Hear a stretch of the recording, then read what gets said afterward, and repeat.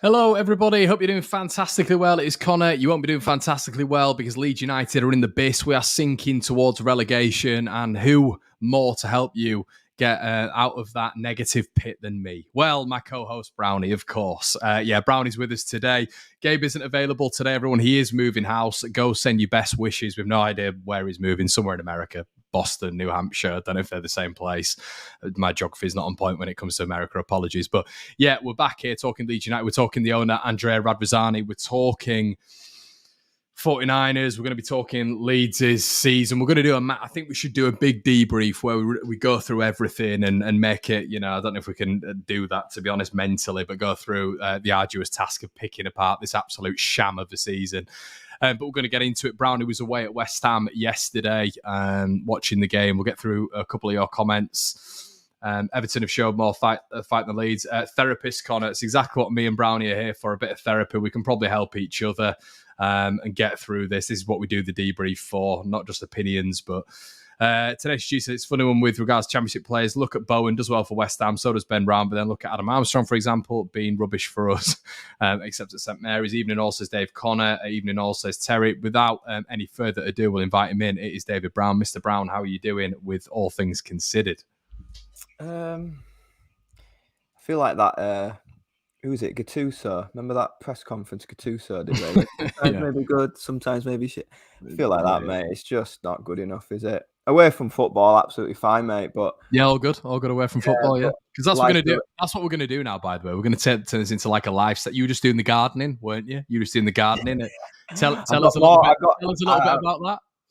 Well, I got more enjoyment out of that than I did yesterday. Put it that way. Smashing a few bits up in the garden. I'm just doing some new patio and put some sleepers in, not to bore everybody to death. But yeah, it was spirit level. I felt like throwing it over next door. Because it just wasn't going straight. My brother once got a job at Tadcaster Pool, if any of you know it. Me and Brownie used to go to Tadcaster Grammar School, and he was just volunteering, and you're getting experience and whatnot. And the guy at the pool, he turned around to him and said, "Jack, will you go down to the local ironmongers and will you get some bubbles for that spirit level?" Brother wandered on down and asked it at the local shop. It's like when you're on a building site and you get asked to go and get sparks in it, and someone goes to the bucket trying to collect the sparks. But I think this just sums up how Leeds United are at the minute, that we'd rather talk about gardening and swimming pools because there's just nothing to really smile about, is there? Oh God! Yeah, I mean, I said to you off air just then, if there was a league table for the first 30 minutes of football, I think we'd be in the Champions League. We really would. And it started off so well. Bamford was getting in behind. There was balls getting flashed across the box. I mean, I couldn't tell if they were close or not because it felt like I was watching from the moon. It was that far away. That's one ground I will not miss. And then we scored. Weston McKennie with his first assist for Leeds United, a long throw. He finally contributed to the cause. And then Bamford went off and it just went to pot. His first assist in 18 games, Weston McKennie there. Nice little... His first assist, just launching one into the box, Rafinha style. He must have won the competition. How have we only just found out that he's got a long throw, by the way? Because it is one hell of a weapon. It's a big throw. One hell of a long throw. Unbelievable finish from Rodrigo.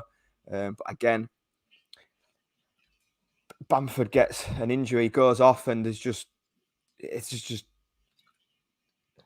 I'm not saying this is because Bamford's class, because he's not. Because we were saying this off air, weren't we? Like with nobody else who does that role where like holds the ball up to an okay stand.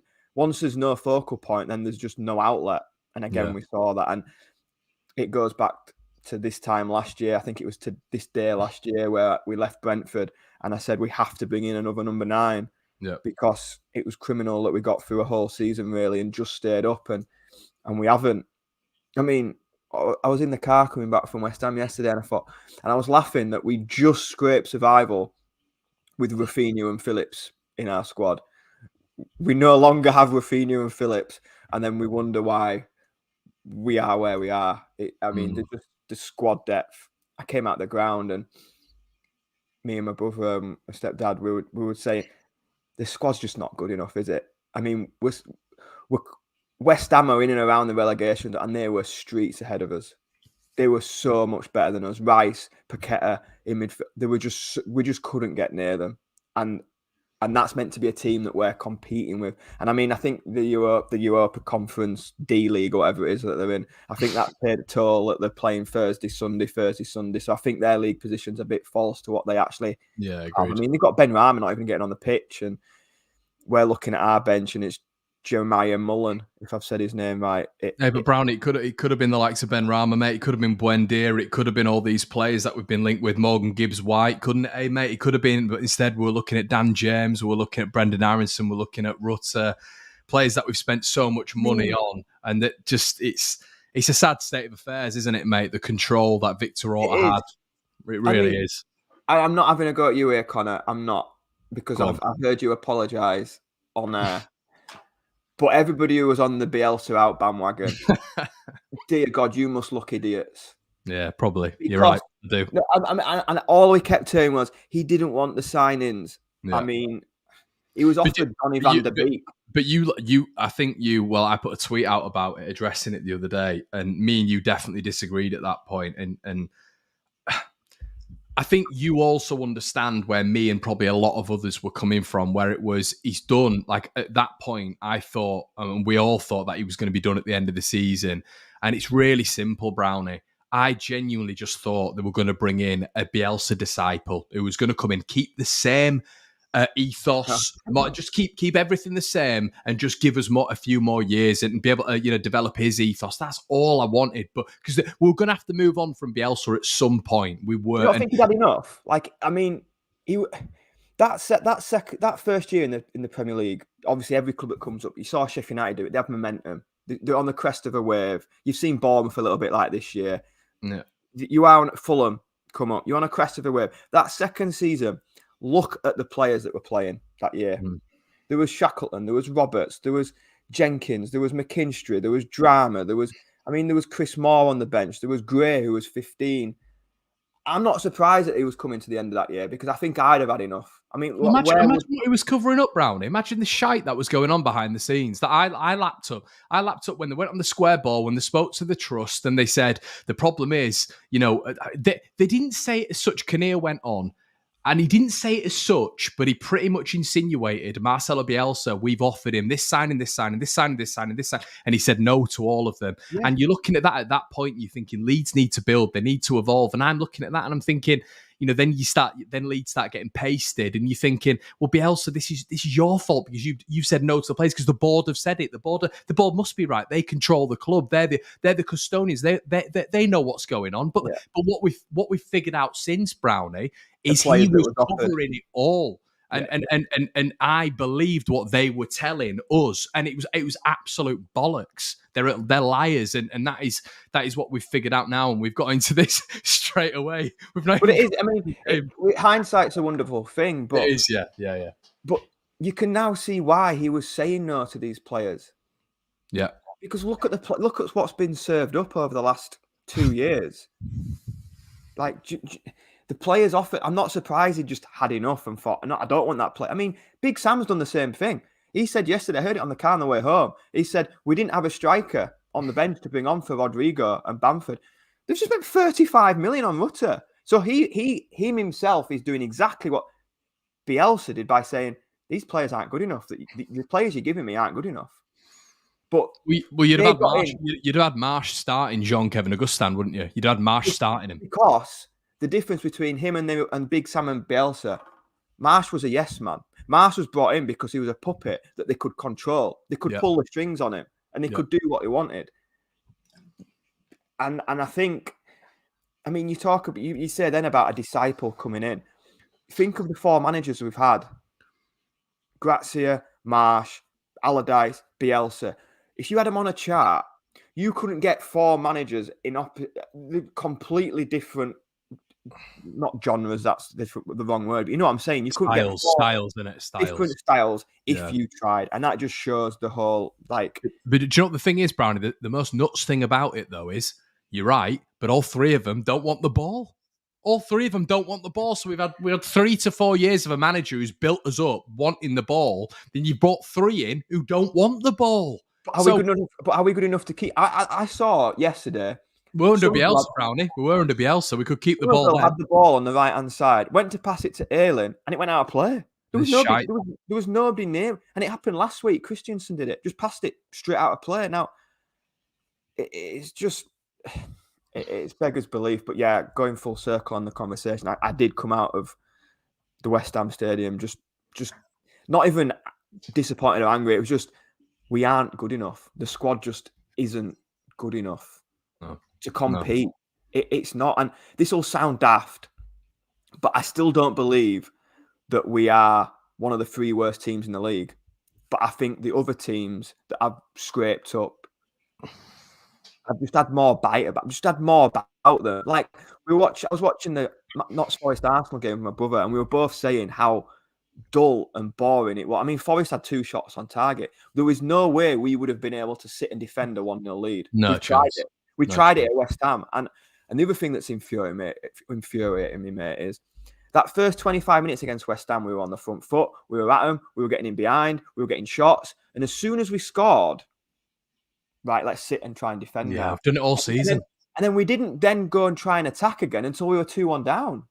Done it all season, though, and it doesn't seem to change. It was the same under Marsh, it was the same under Grazia, and it's the same under Allardyce. They just seem to score and drop 10 yards, and the line of engagement, Brownie, is on the edge of our box or on the penalty spot. I don't know what and then it happens. And I honestly think here's a question: if you can't defend and you've not been able to defend for 2 years, bearing in mind we've conceded 2.15 goals on average per game, which is staggering, by the way, per game. That's the average. Before you count, which is why I know I've seen people say we're going down because Bamford's missed that chance, we've missed this chance. We're going down because we've conceded 74 goals in 37 games? Yeah. But Brownie, you've got to build from the back, mate. You've got to build from the back. And the problem with this absolute donut that's been in charge of the club, because it's not been Rads, it's been Orta. He builds from the front, mate. And even you can play Sunday League, you can play amateur, you can play semi-pro, whatever. You build from your back. The keeper's the most important. You filter out, a solid back 4. Do you know what? Even at the highest level, Brownie, you've even seen it with Man City. They were always penetrable, but now they've got 4 solid defenders who are there every single week, and they're impenetrable at the minute. It's all relative, of course, in terms of where you are in the league, but you sort your back line out straight away. That's why, Brownie, in the summer I was saying, do you remember when we were talking about it, the second goalkeeper was imperative. They had to get a reserve goalkeeper, and they nearly let that one slip towards the back end of the season because they nearly got it wrong. We were saying it all summer, and thank God they brought Robles in, Brownie. Thank God they brought Robles in because he saved a couple of blushes even towards the back end of the season. He looked all right again yesterday, I thought. Yeah, he did. And can I just clarify something? Because I don't want this to get taken out of context. When I say I don't believe we're one of the worst teams in the league, of course, the table never lies. I'm not saying that. What I'm saying is, and I think we only got beat yesterday because with half an hour to go, we had to go for it. Allardyce made changes where he brought off Forshaw and we put on attackers, and we left ourselves wide open at the back because we had to try and go and get back into the game or try and win it. Because I think he made the subs at 1-1 still. I'm sure we were drawing when he took Harrison off and that. In the course of a season, when that isn't the case, I don't think we get beat there yesterday. I think we were well in the game until we did make them subs, and it just went chaotic because we were trying to win a game. What I'm trying to say is, I do believe that our players, and I've said this long time, I believe we've got better players than them teams at the bottom. I just think we've been set up completely wrong for too long of the season. Like, there's no way that Sam Allardyce's team would have gone to Bournemouth and got beat 4-1. I'm not having it. We drew with Newcastle and we were well in the game against West Ham until we've made changes to go for it. I think Allardyce would have dropped Melier a lot sooner. We've lost 25 points from winning positions. So for me, that shows me 25 points onto what we've got is 50 odd points. That's what I'm trying to say, is that I don't think we're a bad team. I just think either we're really unfit or the squad depth is just not there because we're losing a lot of goals late on in games. When other teams are making substitutions and bringing on good players, with the greatest of respect, we're bringing on kids and Greenwood and players like that and Nonto and Somerville who are only 21, 20 years old. But then can you say, because we're even the bottom three here, Brownie, let's look at the bottom three, mate. We're looking at Leicester there. We look at their squad, and let's be honest, even their bench options, I'm not saying they're performing, by the way, because they're not, because they're coming down with us. But when you look at quality, they've got a better side than us. Yeah. You look at Forest, even, Brownie, and it's probably on an edge. They brought 30 players in quality wise. They spent a lot of money. It's probably not far off Leeds, if not equal at the minute. Is it just the case that the players that we've brought in, just simply aren't as good as we think they are? Let me just. I saw an unbelievable tweet, and I really did laugh. So that year we finished 9th. Do you know what the summer business was that year? What, was it year afterwards or that year? So that summer, so we finished 9th. Yeah. Going into the summer, we made 4 signings. Yeah, one was Jack Harrison, who we already had. Yeah. The other was Firpo. One was Dan James, who's now on loan, and the other one was Christopher Classerson, who's third choice keeper. That was our summer business after finishing 9th. So is it any wonder that the decisions have been just a disgrace, really? The transfer business has been a disgrace since that summer. And does it worry you as well? Like, I mean, I don't know if this is real, but Gavin said Southampton already acted by getting Russell Martin in. He's a possession-based coach. I don't know if that's finalised, by the way. But do you know what, Brown? I'm really worried by what's going forward. I'm praying that we've. I know what you're saying about us being able. I know what you said about the championship and stuff like that. But one thing we can both agree on is they've got to get this done early, because the championship starts sooner than the Premier League. And there's so much change at Ellen Road, ownership, manager, staff, playing staff as well. They've got to get this done quickly, haven't they?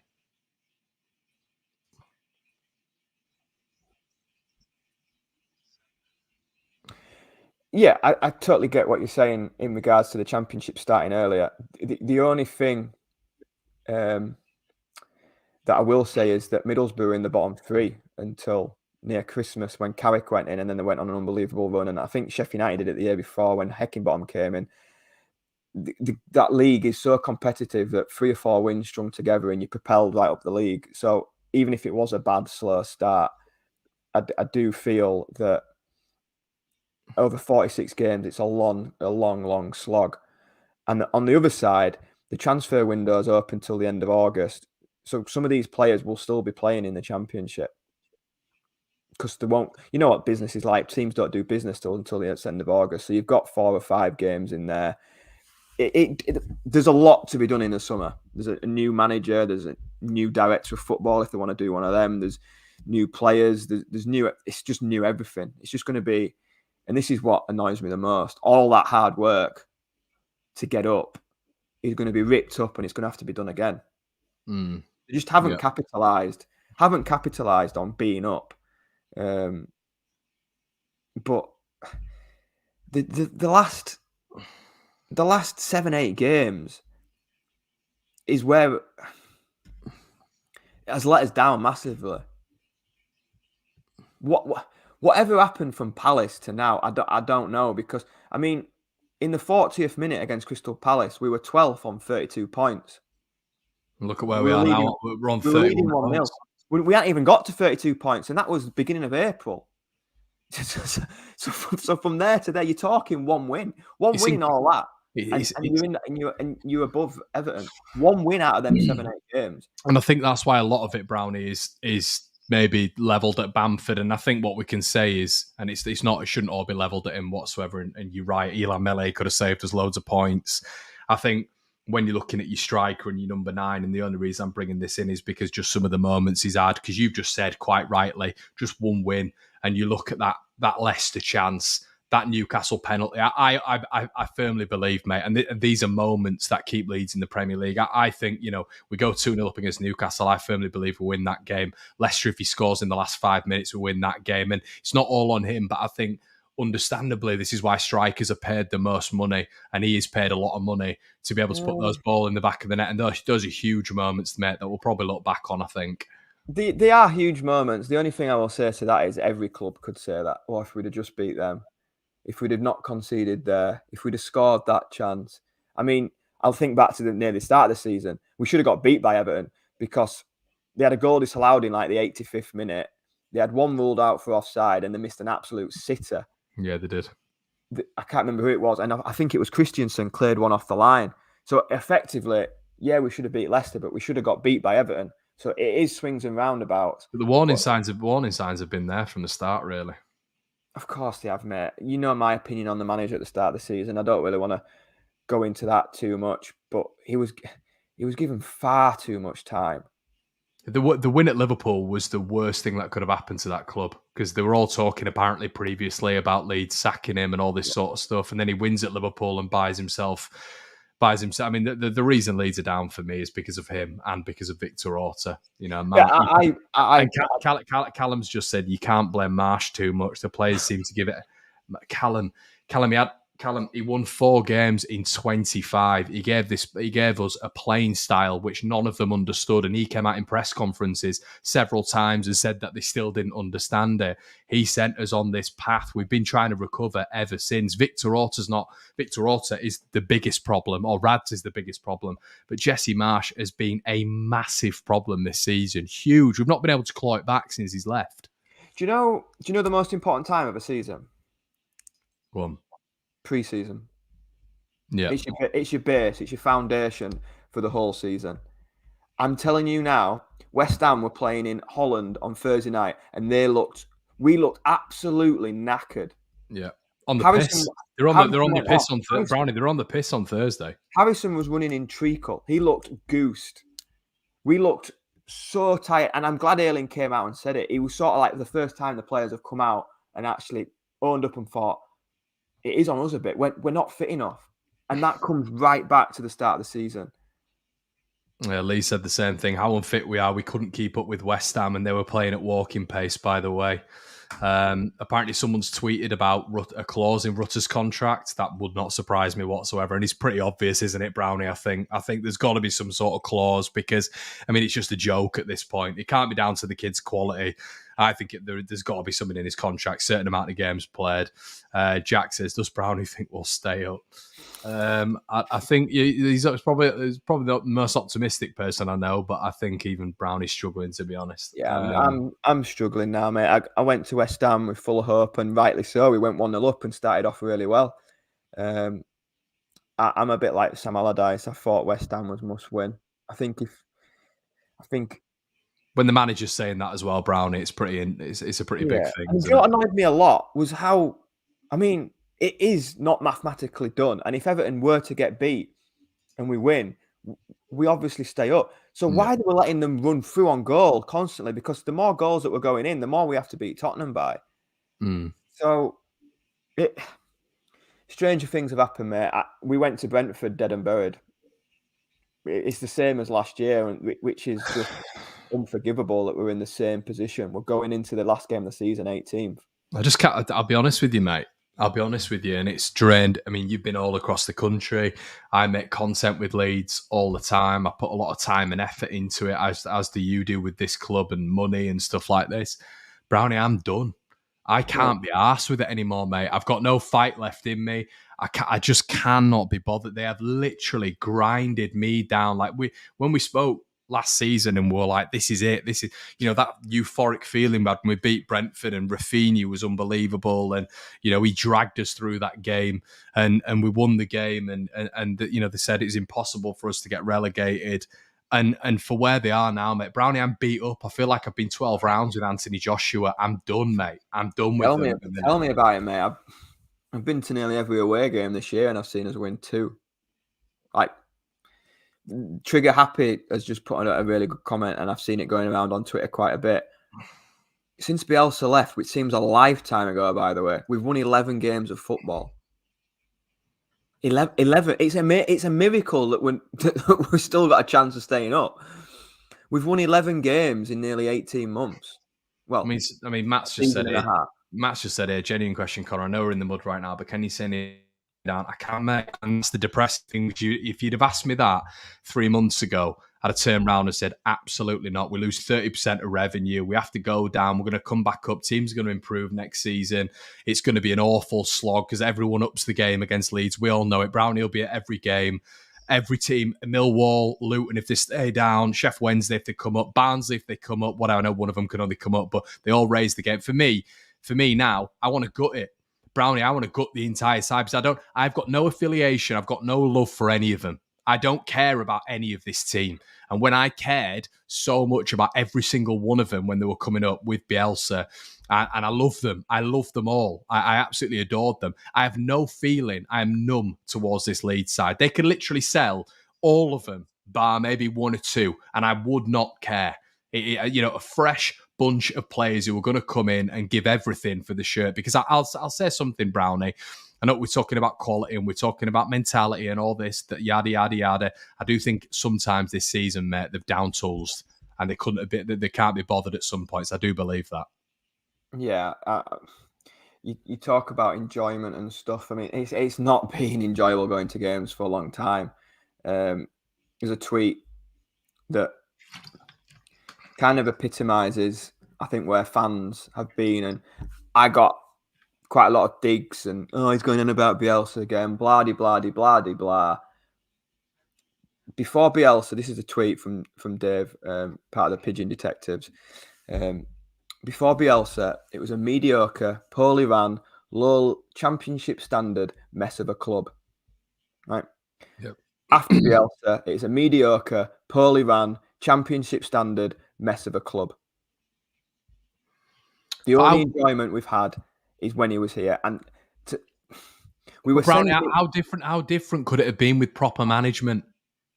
Unbelievable, mate. We could have been where Brighton were. I firmly believe that. We could have been talking Brighton, Villa. That season when we finished ninth, if we'd have just gone again, spent properly, we're established top 10, we'd have had a world-class coach, and anybody who says he isn't, I mean, he took Luke Ayling from 16th in the Championship, Bamford, Phillips, Cooper, to top 10 in the Premier League.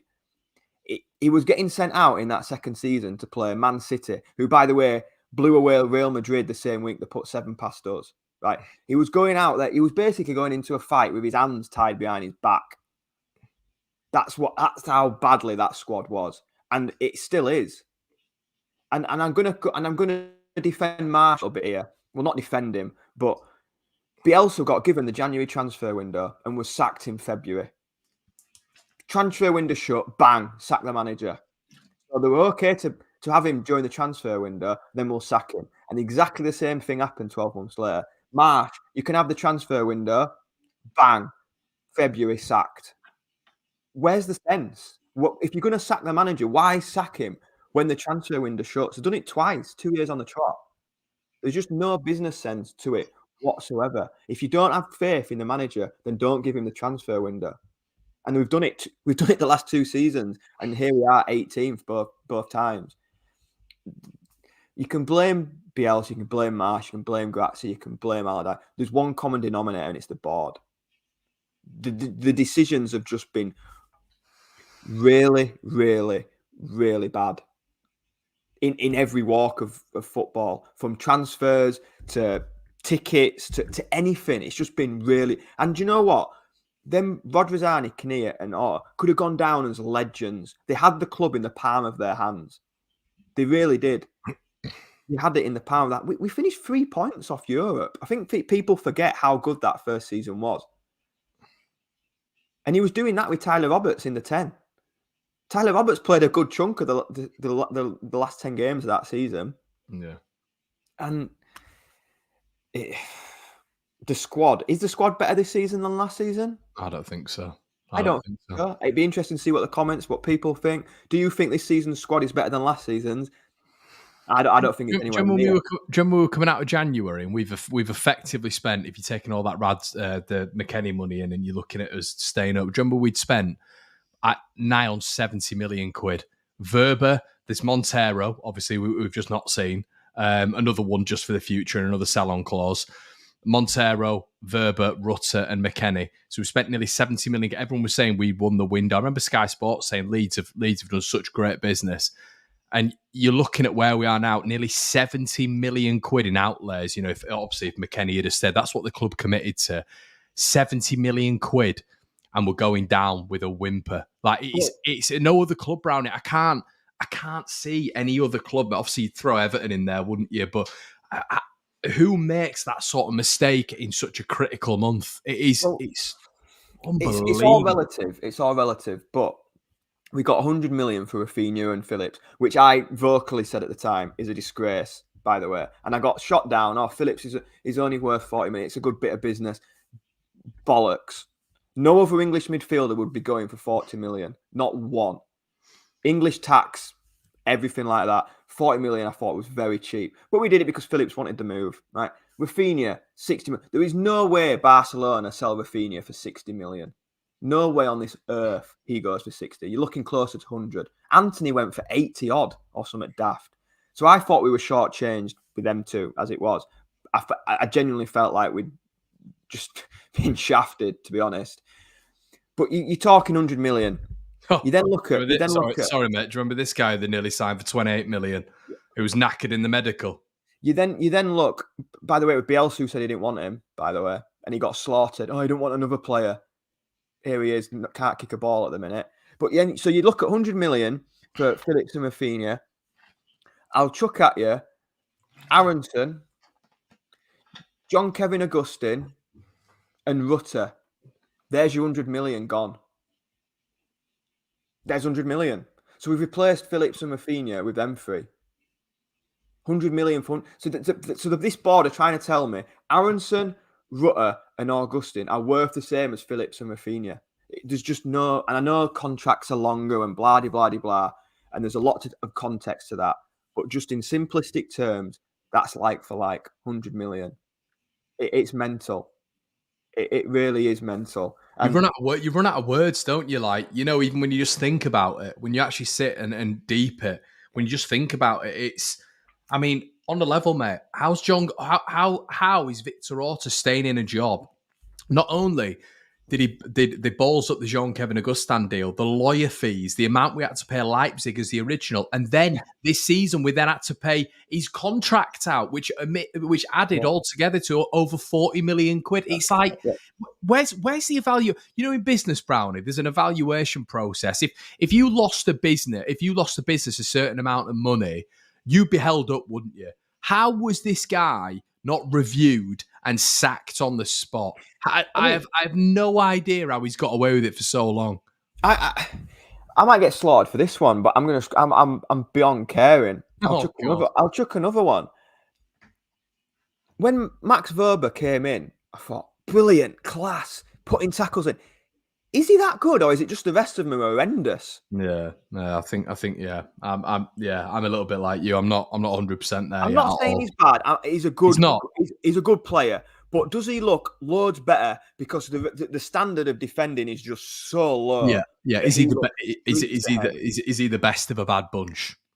Yeah, that's the question I'm now thinking, because he's competing with Christensen, who's a right back who's playing centre, who I think is doing okay at centre half, by the way. I think he's been better at centre half than he has at right back, but that's a different story. Can I just put a caveat in there? But he's still shite. Sorry, go on. Yeah, he's got Ayling sometimes plays there. We've seen that. We've seen Koch there. We've seen Cooper there. We've seen Strike there. He's another one. What on earth has happened to him? I don't know. Brownie, there might be something there. You know, it's funny how when Bielsa moved on and that passing style left, and then he's playing out of possession football constantly, where it's hoofball here, hoofball there, central here, narrow here. Maybe that's what it is, mate. Maybe the playing style's just too different for what he was used to and what he was good at. And then it goes back to the board again, hiring managers that are just... It's just like a scattergunner. It's just, there's no similarity. It's just one extreme to the other. There's just no like level play. It's just so different in styles. And we said this, Connor. You said it, and I'll back you up 100%. You said this. We're giving Jesse Marsh a war chest of money for players he wants. What happens when he goes?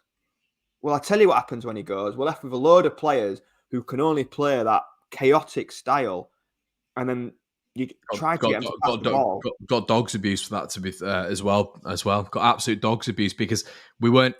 Brownie, in football, nowadays, mate. Obviously, you've worked at Ossett, you worked at Scarborough, you've done all this, these bits and stuff like that. The way football's going now is it's all about having the ball. It's all about you having the ball, trying to dictate play. You see Pep Guardiola doing different styles of play. Putting a right back into midfield. It's all about having the ball. And the reason behind that is because you can create space, you can move other players around, you can move opposition around. That's we've moved away from a style nowadays, Brownie, haven't we, of out of possession football. So there was always going to be a point, always, and we know what managers' shelf life is. There was always going to be a point where he got sacked. So then, if every manager in the Premier League, if 95% of the Premier League managers are possession-based managers and 95% of Europe is possession-based managers, why are you setting up a team for the 5%ers and spending 100 million quid on the 5%ers? How does it make sense, mate? Like, it's baffling. And this is what I mean. I just wish the money was spent the season before.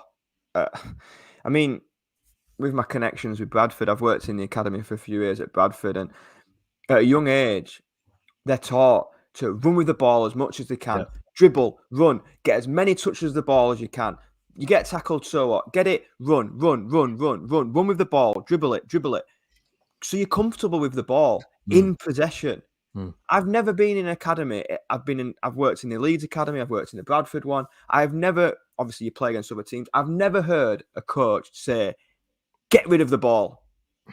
I don't want this to sound awful, but it's so Sunday League. It's not even Sunday League anymore. They try to keep the ball. You can hear that on a touchline, can't you, on a Sunday morning? Just get rid of it. Just kick it. Just get rid of it.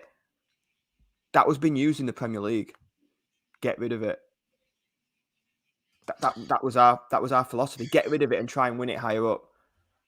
Colin says, see you in Rotherham, Brownie. We were terrible for the past 2 years. We'll be lucky to stay up in the Championship with this team with the quality of the league. Gut it is right, Connor. Resident Alan says, what the hell was all regarding squad building? Dodgy goalkeeper, rubbish centre-back, left-back, right-back, centre-mid, striker, and no creative centre-attacking mid. We never replaced Pablo. How can you not replace Pablo Hernandez? You look at that midfield, Brownie. Brownie, how the hell is this midfield going to line up next season? How have you squad built there? Do you know what it is, mate? They were not prepared for any sort. I mean, the owner said this, but they were not prepared for any form of relegation battle whatsoever. They've not prepared the squad whatsoever for the Championship. Not even in January were they worried and decided to squad build for that eventuality. Because you look at the midfielders now, mate. Greenwood, nowhere near good enough. Not a Championship central midfielder. No, I'm not having it. Nowhere near good enough. Before you move on from him, he didn't even look good in the Accrington game, by the way. He's sorry. He's a young lad. I don't think that's his position. I don't really want to give Greenwood any sticks. I genuinely don't think he's a centre midfielder. Well, yeah, okay. Well, he's not good enough. Adams stays with us, whatever. I doubt he will. AC Milan apparently circling. He's going. Rocker, I think he thinks he's probably better than he is at the minute. I've been reserved about Mark Rocker for the past 4 to 5 weeks, but I am extremely disappointed in his performances. But what I will say, and it's the exact same thing as we were saying about Pascal Strout, Brownie, when Rocker came in, I mean, I always saw him as a passing midfielder, somebody who likes to get the ball at his feet. And at this moment in time, we just get rid of the ball, and we have done for the past year. So I don't think that's his strength. But I think Rocker is a good player. He'll be gone anyway. And then you look at McKennie. Obviously, he's been. We're not going to have a midfield, mate. We're not going to have a midfield. I do want to just. It is a bad time. I do want to just off that last comment about getting relegated again. I do just want to bring us back down to earth a little bit, right? We put 5 past Cardiff in the FA Cup. We put 2 past them away. The Championship isn't that good. We've got Luton and Coventry in the Championship playoff final. Did you see my tweet earlier on? Did you see my tweet about bullying when we go down? No, not today. No. Oh, right. No, I think I did. Yeah, I liked it. Yeah. Can I read this out? And I just want to get your thoughts on this. And while you're looking for that tweet, though, what I will say is, while you're looking for it, is you're talking about players and about midfield. I'd argue that Adam Forshaw has been our best midfielder in recent weeks. That's not okay. That can't be happening because the guy can't complete 90 minutes. No. Our best midfielder is someone who can't complete 90 minutes. And just before you read this tweet, if you look at the spine of our team and the senior players, Hmm. it's still Ayling, Yeah. Forshaw, Yeah. Bamford. It would have been Cooper if he hadn't got injured. So that's the spine of our team. We're going back down with the same spine that came up, but it's just not evolved. And that again tells me recruitment hasn't been good because they haven't dislodged these players. The players that have been brought in haven't dislodged the championship players. No, they haven't. Not good enough. Not good enough. Guys, as well, there's 1,500 people watching just me and you. Can you believe it? Make sure you leaving a like on the video, guys, and make sure you subscribed. We're near 27,000, Brownie. Can you believe it? 26,999 for you, and then there's one for me where I liked it. So a really good account online, Brownie. I'm not sure if you've seen it. It's called Jibber Jabber, and it's like called Ethan. And he says, if we go down, this is a little blueprint, sign the best striker in the league, get a really good loan or two from City, Chelsea, scum, plan to be the best team in possession above all else. Scoring goals is the hard part. Make tough choices on which youngsters to prioritise and throw our weight around a little bit. That is something that we need to do, mate, for me. Yeah. We need to go down there, bully teams, get the best striker. Do you know what, Brownie? I remember, I don't know if you keep tabs on League One, but I do every now and again just because sometimes I'll do a little bit of freelancing work for them. And I've done a little bit for Wednesday. Do you know what Wednesday did? They went, I think it was the second season. You know Michael Smith at Rotherham, the big lad who was up top? I think he scored the most goals in League One. I think he got 24 or 25. Wednesday just went in and they gave Barry Bannon a long contract, you know, best player in League One, obviously, gave him an extension. And they went to Rotherham, the local rival, and went, we'll take him. We'll take him. And they've signed him. They signed him, and I think he's top scorer in League One this season. And, you know, Wednesday still might go up. But that's what you do. You've got to go down and use your name and bully and have a simple blueprint, you know? There'll be no bigger team in the Championship than Leeds United. You've got to use that. And, of course you have, yeah. And this is why I think not having Victor Watt will be a benefit, because you won't be hearing of players you've never heard of. You won't be going and getting flamboyant 19-year-olds. I think we'll have a bit of realism and it will be a better approach.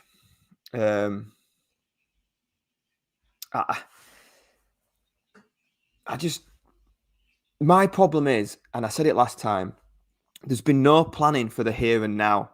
It's all been about 3 or 4 years down the line. And it's great to have good young kids coming through. But what point if we sold on without seeing them? We were going through players. Obviously, it's a long drive back from West Ham. We were going through players for next year. And like that tweet said from Jibber Jabber about prioritising your good young players. Think about our players and how young they are. The majority of them are young players. Somerville, Nonto, you even play. I couldn't believe how young Strike was. The young players. I think I don't know about you, but I think someone who's probably going under the radar a little bit is Yelder, who's had a really good season at Rotherham, and apparently he's been absolutely exceptional. So it'll be interesting to see him. Let's just get through a couple of these, Brownie. Sean says, when Leeds first went down, I was only 12. I must have been. I think you're younger, mate, because obviously you're same age as my brother and I. And was it 2004? So I was just turning 40, 50. No, yeah. I'll tell you what, I'll have been 15, turning 16, because the first year in the Championship was my first year YT at Leeds. So it was Kevin Blackwell and good old Sam Ellis. They were my first. That was my first year as a YT at Leeds, and it was the first year in the Championship, because it was the likes of Rob Olsen, Healy, and Fraser Richardson and that gang. Still got to Wembley, that team as well. But by the way, that was a very good team in the Championship, wasn't it? Very good team. Yeah, they had like Robbie Blake on the bench and Richard Cresswell. Yeah, and again, you look at that. So you just mentioned Cresswell, Hulse, Healy, Blake, 4 strikers, 4. And we tried to do the Premier League with 1. Yeah, Sean, I think we're the same age, mate. Rajiv says, remember that time when they made us think that Bielsa didn't want to sign new players? What a load of crap and lies. The last 2 seasons have been a horror show. Connor, you were right about these guys all the while. I did believe in them at the start, mate. I did. And then this is why, though, Brownie, isn't it? Like, me and you have had debates. We've had this, that, and the other. I think sometimes my pessimism can get a lot, and I will admit my pessimism can get very, very draining. For 2 years now, 2.5 years, I've watched it crumble. and I can't get any positivity. Do you know? I just feel that they've been so arrogant, and I don't trust them. And that's the be all and end all. You got to trust your board. I think PRM says there will be a mass exodus in the summer, and all the good work has been undone. Leeds should be in the Prem, but this board shouldn't. What a comment that is. Leeds should be in the Prem, but this board shouldn't. This board. I firmly believe League Two. With a different board, we would have established ourselves. Yeah, it would. But even Brownie, we're not asking for the world. We just literally finish 2 seasons 13th and 14th. That's it. We're not asking for, and I know that's a lot in the Premier League, and that sounds arrogant, but with the amount of money that we've spent, we should be achieving that at the bare minimum. Like I said earlier, mate, the summer window for the second season was Christopher Classerson, Junior Firpo, Dan James, and Jack Harrison, who we already had, just signed in permanently. That's neglect. That is. We've got a manager who's getting wine out of water here. We can save a quid or two because he'll do the same again. And if you're Forest, you look at Leeds, don't you? Next season, because they're staying up, you look at Leeds and you say, we cannot afford to do what Leeds did. Leeds will be the blueprint of what not to do now. We will. Forest will look at us and think we can't do that. We can't do a Leeds. We've got to go out and add and add and add. It is a really bad. The standard of the bottom of that league is horrendous, though. I firmly believe that the rest of them are just as bad. I mean, we're talking about the fact, like, when me and you have had jokes about staying up on goal difference, and it never happened. If you're looking at potentially staying up on goal difference, it's a bad league. Yeah, I was laughing. Think about it next year, though. Think about this. So you're going to have a championship with Southampton, Leeds, Leicester, Middlesbrough still there, Sunderland, Norwich, West Brom, Norwich, Watford, and you're going to have a Premier League, and everybody says this, no disrespect, bollocks to that. You're going to have a Premier League with potentially Luton or Coventry, Bournemouth,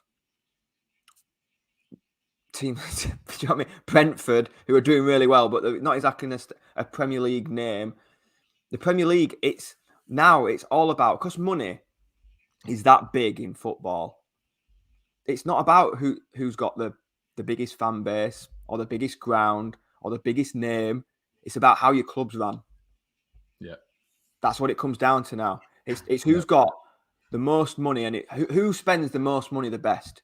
Not who's the bigger club, because I'd argue that the Championship's got bigger clubs in it than the bottom half of that Premier League would have next year. I guess it don't matter anymore, does it? That's what I mean. The bigger club doesn't matter anymore. Your fan base, all this razzmatazz. Yeah. It comes down to how well your club's ran. And if your club's ran like a circus, like ours has been, then you're not going to be a part of the party. I mean, I'll tell you what, though, Brown, it's pretty impressive. I don't know if anybody in the comment section below can let me know if this has happened before. I don't know if you can as well. I can't ever remember a season where the 3 that came up have all stayed up. Can't remember that, and that's quite impressive. But I tell you what, though, they'll all have a difficult. This is why, Brown, it's so depressing, because we got past that point. We'd stayed up first season, the horrible second season where teams go down. Yeah. You know, third season, you get to the fourth, and you establish. It's almost like you've got past that. You were drowning and you're swimming and you've just got past it. You're fine. You're going to survive, and you've done that. And now, if we do get back to the Premier League again, pending us going down, we're going to have to go through all that rigmarole again, and it's going to be 2 or 3 years of survival. And again, it comes down to neglect. It's like, well, we've got past that stage now, so we'll be all right because there'll be 3 worse teams. The 3 teams coming up, they're playing catch up, so we'll be all right. We've had Marsh.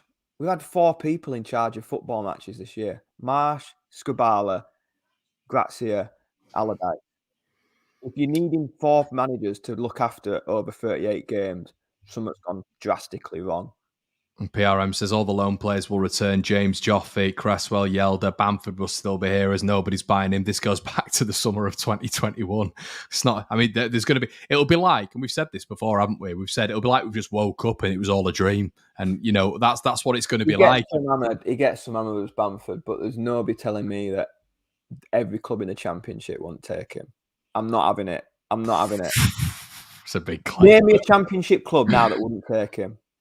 What, right now? Well, the ones that have gone up, so take Sheffield United, Bournemouth out of the equation. Luton and I'd be amazed. I'd be amazed if any championship club said, no, I don't want Patrick Bamford. Okay, I've got another question for you then. In light of that, would you want Patrick Bamford replacing as your number 9? So Bamford's maybe on the bench or whatever, and you've got a starting number 9. You go down, like we've said, you bully boy, you get the best striker in the championship next season, and Bamford's maybe on the bench. Do you see what I mean? I've got like... You wouldn't want Bamford to be starting, would you? You'd want to go down and buy the best striker in the championship, ideally. I tell you what, when he went off yesterday, I turned to my brother and I said, "Is that the last time we see Bamford in a Leeds shirt?" Right? No way. Who's buying him? It had that feeling, right? This is what people would. Connor, mate. He's always crocked, right? He's always crocked. He's scored about 3 goals in 29 appearances. He's not dependable or reliable. I'd rather have another number 9. You know what I mean? I'd rather have... Well, what I was saying was, is this the last time that we see Bamford in a Leeds shirt? And I stepped down next to me and said, is it the last time we see him in a football shirt? He just shot to pieces. Yeah, he does, yeah. But if he was a horse, he'd have been put down. But I'll go back to what I said at the start. We were better when he was on the pitch. And nobody can say otherwise because we were better in that first 30 minutes. But can Leeds get better than Patrick Bamford? I think we can. I think we can. I'm not saying I want Bamford to start. I'm just saying we're better with him on the pitch because that's all we've got. We need someone else in that role. But what I am saying is, when you say who will take him, I'd be amazed if every championship club said no. Why would you not? Like, would you take Dominic Calvert-Lewin? Would you take Dominic Calvert-Lewin? I guess, all right, all I would say to that is maybe it's his wages. Maybe it's the fact that he's going to be, is he going to be, like, what is he now, Brownie? 29? He's 29 years of age. He's frequently injured. And when he does play, I understand he holds the ball up and links play, but he's not scoring enough goals, mate. He's not. So what I will say is, would you take Dominic Calvert-Lewin? What, in the championship? Or Premier League Championship? Would you take him next year? If I'm a proper Premier League club, I'm not taking Dominic Calvert-Lewin. No, I'm not. Would you take him in the Championship? Dominic Calvert-Lewin in the Championship. Well, I have to say. All I'm saying is, you know where I'm going with this, and people will be like, "What's he on about?" Right? He's played more games this season as Bamford. He's scored more goals. He's got more assists. Yet people will be like, well, I just think sometimes it's, we want a shiny new toy. Would you rather take, let's say, if there's a championship striker, a lot of people mentioning Yoel Perot, I think it's at Swansea. I think he's scored however many goals, 20 to 25. If someone said to you, right, Brownie, what we're going to do is we're going to get Yoel Perot. He's going to be the statement signing. He's going to be playing week in, week out. He's played 40 games in the championship this season, and we're going to ship Bamford off. You'd take that scenario, wouldn't you? Yeah. You know what I mean? DCL. I'm not saying Bamford is the answer. I'm saying for the last 3 years, there's been no other answer. Yeah, 100%. 100%. Maybe that's the best way I can word it. Yeah. There's been nobody. He has had to play because there's been nobody else to play. 100%. No, I agree with you. I think we all know there's better out there than Bamford, I think. Yeah. I think it's time to move on for me. We'll have Dan James on one wing, mate, and Helder Costa on the other. God, I forgot he's still about. Is Helder Costa still on the books? He's still on the books, mate, and he's still under contract. And people will laugh and joke and slate me all hell. But that year we went up, he played 41 games out of 46. It can't be that bad. He was doing my tits in towards the end. What do you reckon will happen with Tyler Adams? I think he'll go. Brownie? Yeah. Well, I think you'll probably get a club coming in for maybe and said, look, Leeds, there's 15 million quid here. I think Leeds being Leeds will take it. It might be AC Milan or something like that. I don't think it'll be a glamorous club, but he wants to stay in the Premier League. But beggars can't be choosers. He might have to build his career up again. Brown. He's not played enough games. He's not proven it enough. Let's be honest. Tyler Adams, for me, he'll want a next step in his career. He's pretty much said that he wants to stay in the Premier League. He wants that next step. He's not been available enough. He's not been available enough to be able to prove that. Because Leeds, you're looking at 15, 20 million quid there. I don't think clubs are going to come in for him for that. They're not. And this is what I mean by people think, oh, everybody's going to be going. I genuinely do not think there'll be a fire sale. I don't. We don't need to. They're under contract. Unless they've got a release clause in their contract with a buyout payment. As much as we've hammered the board, us not spending as much money as we want is probably going to help us now because we don't need to sell. I think on that Forbes rich list, we're like 16th richest club in the world, like revenue. Like, do you know what I mean? We're in a good place financially. We're not going down like last time where we were, like I said last time, paying for goldfish. We're not in that position anymore.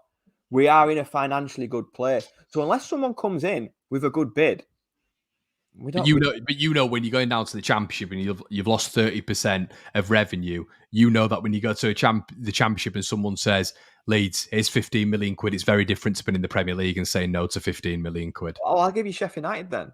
They went down. Sander Berg didn't go anywhere. You don't pay the 32 million. He's staying. Yeah, he's had to stay. Yeah, you look. Ollie McBurney had to stay. The players had to stay. Nobody came in for him. So I just genuinely don't think there'll be as many go in that first year as you think. I think a lot of the favour for us as well is a lot of them are young lads. So they can maybe do a year in the Championship. It might do, as daft as it sounds, it might do some of them good because not only does Bamford look shot to pieces, a lot of them, confidence-wise, look on the floor. It could do some of them good just to go and win some games of football. Do you not think it's a doggy league, though, innit? Like, you can get chewed up, can't you? You just don't want to keep losing games and losing games and lose. That has to change. That rot has to change. Would you get rid of a lot of the old guard? No, not in the Championship. Would you not? They've been there. They've done it. Interesting. Do you think they're the same players, though, as they once were, maybe? Well, I would say in recent weeks, Ayling's been all right. Ayling in the Championship, I would not be worried about having Ayling right back in the Championship one bit.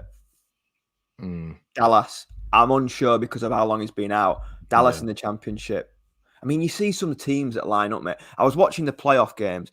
There was Alex Mowat, centre midfield, in a Championship semi-final. Yeah.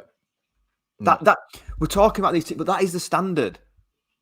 I do. Their midfield in the last game. Sorry, just before you go on, their midfield in the last game. I love him to bits. Like, I grew up with him. Howson and Mowat was their midfield. Yeah, I do think teams will improve next year, though. What do you think? I think you're going to get some of those teams improving, but yeah. I think it'd be a tough league. Yeah, of course will. And this isn't me being arrogant, but Leeds will be everybody's cup final in the Championship. Yeah, it will. It will, and we had to deal with that for so many years.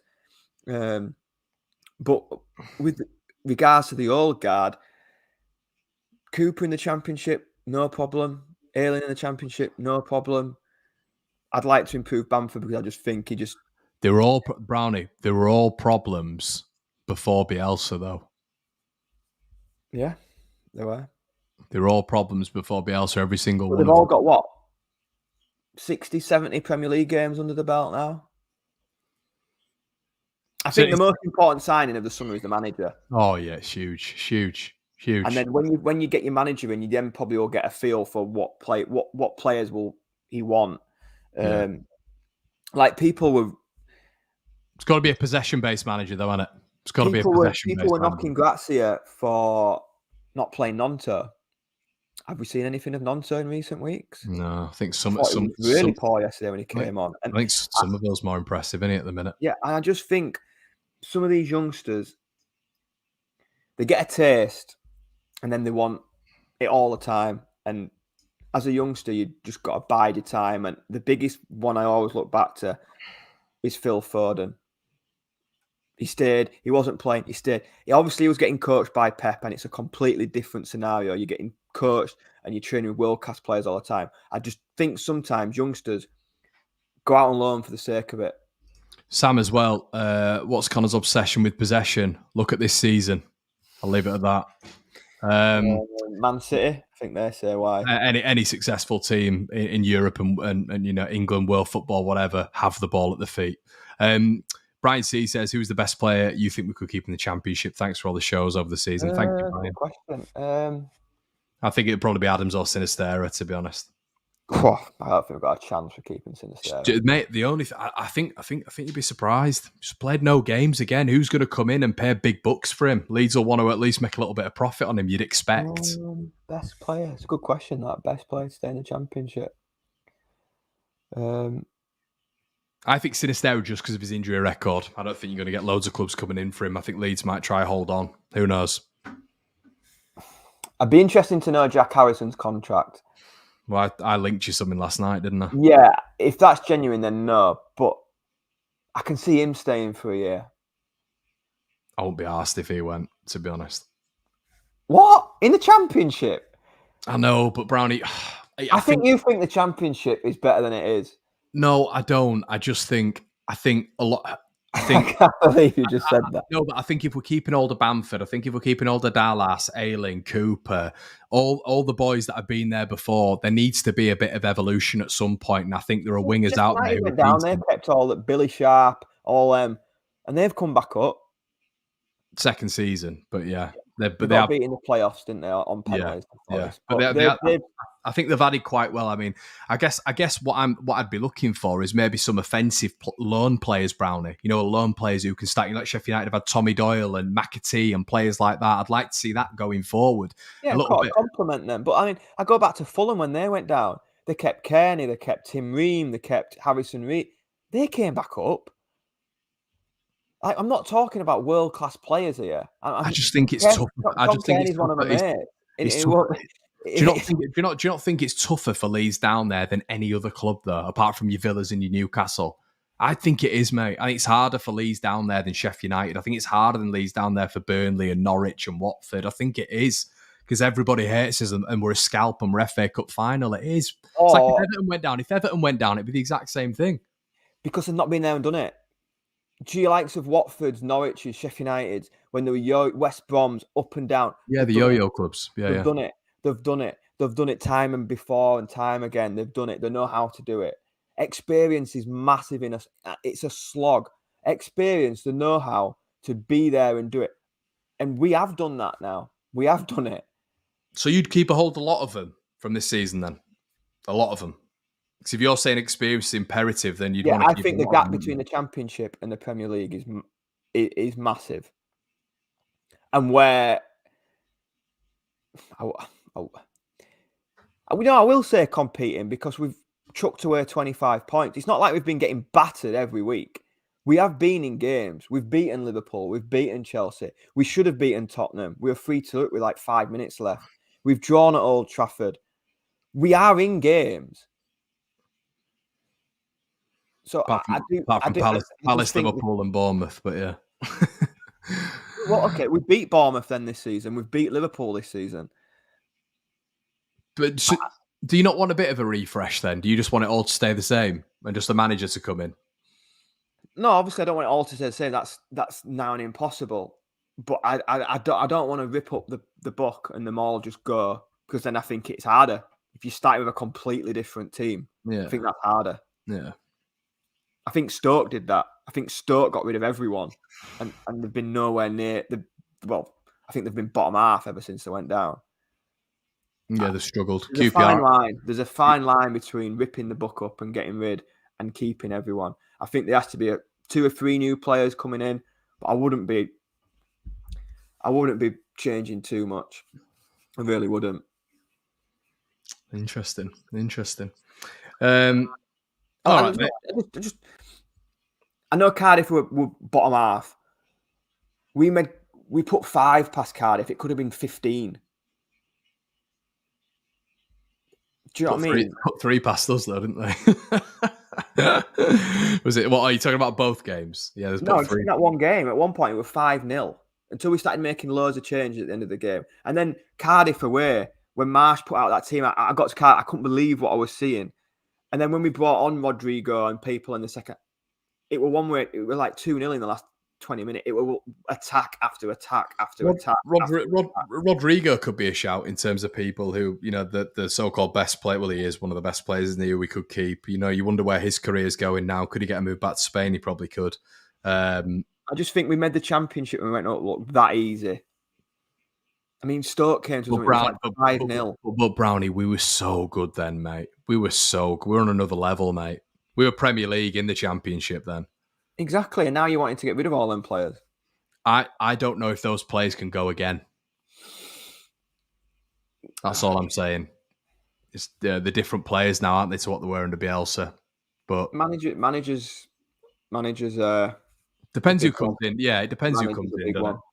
Would you keep Sam Allardyce? No. Would you not? I think we need a possession-based manager, mate. I think we need someone who's obsessed with it and because I think our players would thrive on that. Why? In my opinion, why I would? Because I think he's a big name that would attract players to come. Just like Leeds is a big club. I think do you talk about bullying teams? I think he'd bring that. I think I'd just be more worried about the playing style, that's all. Yeah, I get what you're saying, mate. I get what you're saying, but I don't want to... It has to be right. Because the first year is the big one. The first year is the big one. Yeah. If you don't, you don't want it getting to year 2 and year 3 and year 4 because that's when it starts to turn into a rut. Leeds need to be competing in the first year. We need to get back in that top 6. The first year is the big one.